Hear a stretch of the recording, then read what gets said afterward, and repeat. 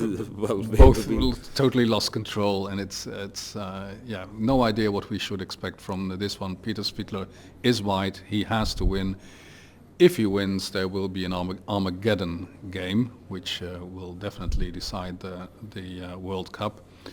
If he doesn't win, then Sergey. Everything is over. Then Sergey Karjakin is the winner of the World Cup. So there they go. And e4 once again, and e5. Yeah, when Karjakin needs a draw, he's happy to play e5.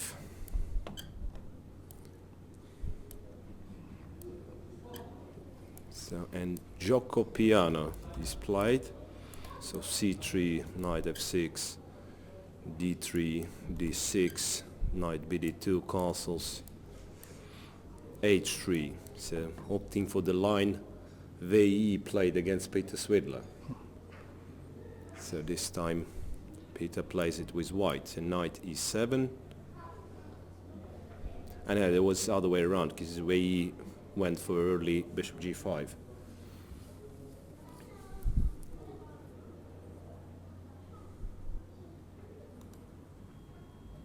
Well, Peter takes his time to think. Well, and that's a bit puzzling. What was wrong with one knight f3, the move which brought him a couple of victories with white pieces, and then his attempts to play e4 and to play this Maroczy structure when in the games when he needed a draw really were not successful at all. So openings wise, Svidler won 2 games with white when he started with knight f3. Karjakin won 2 games with white when he started with knight f3. So should be a good move. Yeah. So knight e7 and white castles. So we are getting one of the usual positions in Gioco Piano. So now knight g6 perhaps. Yes, knight g6, bishop b3. Well, I wonder if bishop b3 is needed, because usually they do play bishop b3 in order to avoid knight a5, but knight already went to g6. So anyway, we might be transposed to something usual. Bishop b3. Well, at least a good thing for white that, well, there is no option of immediate exchanges in the center, so pieces are kept on the board, and obviously the pressure on both players is that high. a6. Yes, now we're going to have one of the popular positions. Bishop will retreat to a7, so rook e1, bishop to a7, yes, knight f1, and then something like bishop e6, knight g3 is possible. So reaching a well-known position, and well, basically both of them know how to play that one. But well, compared to the usual lines, it seems like black saved the tempo on h7, h6. I don't know. I mean, if he can play without h7, h6, so it's bishop e6. Then say one of the moves would be bishop c2, and then black will have to play h6 perhaps to avoid knight g5. d4 is played by Peter Svidler, so he didn't bother to. So bishop b3, queen b3.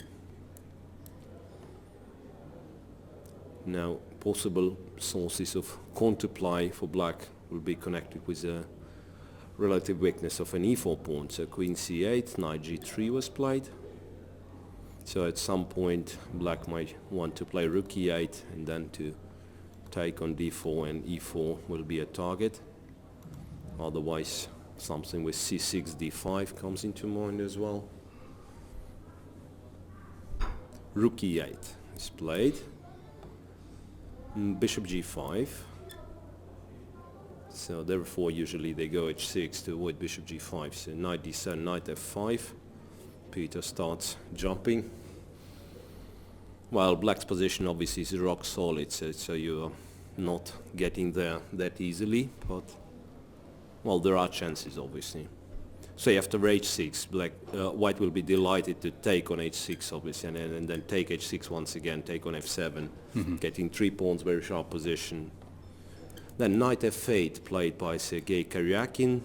So once again, some options of sacrifice offered for Peter Svidler. Bishop f6, bishop h6. No, h4. h4, and then if h6 is played, then he's going to go for it. Bishop takes, and he's threatening h5. Well, it might be that position is not that pleasant for black, in fact. Knight e6 is one of the options. But then perhaps white continues with h5 nevertheless. Some troubles for Karjakin. He's 1 minute down, 2:45 versus 3:48 for Svidler. So I wouldn't really exclude the possibility of game number 11. But he hits back once again.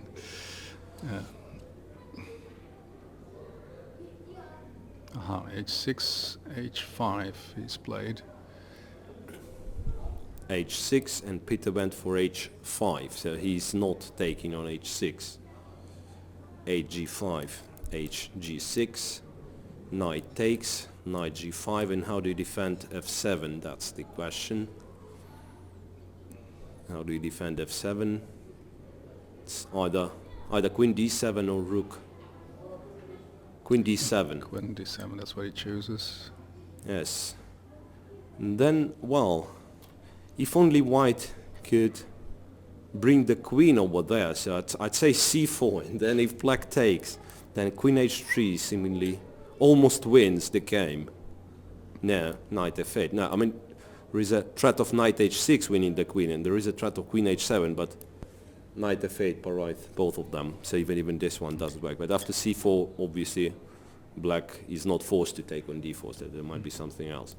But it's certainly an idea for Svidler to bring the queen back to an h-file.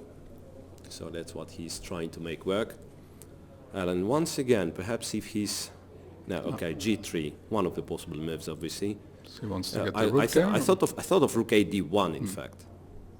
So g3, black plays d5, so therefore rook a d1, let's say to have a rook in the center would come in handy in this case. d5, then queen takes, pawn takes. And, well, things are getting simplified, and white did cut an extra pawn, but it might be not enough. Black gets the bishop, black can take on d4. So what happens if black takes on d4? That's the question. Rook a d8, played by Sergey Karjakin, feels like a good move. So he wants to take on d5, and if c4 is played, then black regains the balance with e takes d4. Not a lot you can do in this case. Well, but c4, perhaps the only move which keeps the game going. Otherwise, how do you... Yeah, feels like king g2. He's trying. Perhaps he still tries to get the rook there. Is that possible? I mean, to h7, rook h1, rook h7, and then black will be in danger. If black takes there, then it leaves a pin on a e file, and something like f4 might be played. Then, yeah. So the game is still sharp. Game is still sharp. After king g2, rook d5 is played. And f4. And f4 is played. So now something like f6 has to be considered for black. That's what f6, he does. that's what he does. And then it's important. I know in fact you can play knight f3. I thought knight f3 would be a blunder after e4, but you still have knight h4. Then knight e4 played by Peter Svidler after f6, knight e4, rook goes back to d8, and now it seems, well, I'm sorry, but it seems all over because black forces all the exchanges in the center, and he is in fact better prepared, while Svidler still has an extra minute, but might be not enough. So f takes, Pushes. and d5. Yeah, okay, that's chance for a positional counterplay. Rook d5, knight h6 check. Well, that's tricky. That's tricky. Well, then I have to say, I was a bit too King fast, F8. yes, too conclusive. So king f8 now couple of checks available for white. Yep, rook f1. Rook f1. No, it's Knight f1. it's not that clear. So knight f4, pawn takes, and then g takes h6 and f5, king f7. It's a crazy game. Really, I mean, it's a crazy game. Now, objectively speaking, once again, black is doing fine, absolutely, but no, perhaps more than fine, because rook g8 is very unpleasant threat to face. Rook a d1, yes, you want to stop rook d3. You really want to stop rook d3, so now after check, at least white has king f3. Check, that's what he's going to do, king f3. But then c6, c4, c4, rook to d4, rook takes. Well, still Svidler keeps it 2 minutes for him. So he takes with the pawn. He takes with the pawn, rook to h1.